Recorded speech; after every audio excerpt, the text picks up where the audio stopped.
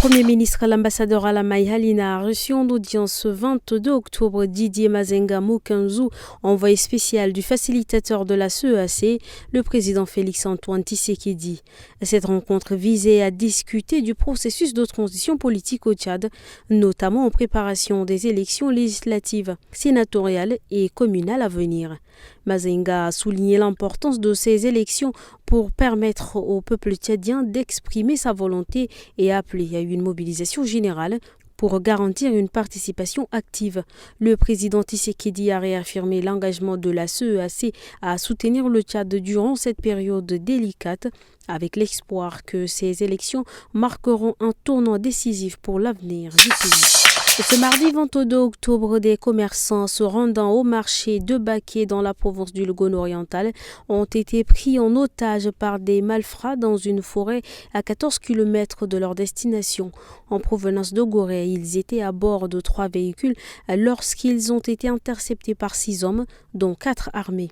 Les malfaiteurs ont fouillé les victimes et volé plus de 4 millions de francs CFA avant de les laisser partir. Les commerçants ont informé les autorités à leur arrivée à Baké, mais les malfrats avaient déjà disparu. Un hippopotame a été découvert mort dans la nuit du 21 au 22 octobre 2024 au bord du fleuve Logone, à Moundou, dans le quartier Taillé. D'après les déclarations d'Idogo Azina Mahamad, chef adjoint de l'unité provinciale de la garde forestière, cet animal n'a pas été victime de braconnage, mais a trouvé la mort lors d'un affrontement de rivalité avec son père, un phénomène courant chez les hippopotames. Avant le dépeçage de l'animal, 3 individus ont été désignés pour prélever ces parties dangereuses. Le président des autorités traditionnelles, Laoundam Aladoum Vincent, a souligné que de tels combats entraînent souvent la mort de l'un des hippopotames et que des rites doivent être observés avant de procéder au dépeçage.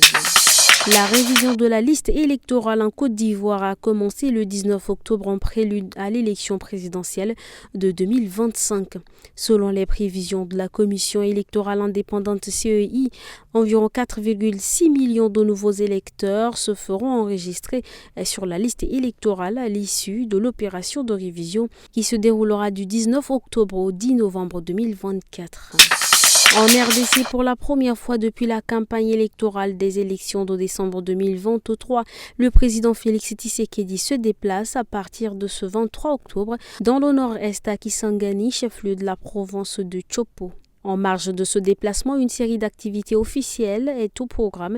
C'est notamment l'inspection de l'évolution des chantiers des infrastructures en cours dans la province. Au cours de ce séjour, le chef de l'État congolais inaugurera officiellement l'aéroport de Bangoka rénové. Un aéroport qui répond désormais aux normes internationales selon la Régie des voies aériennes.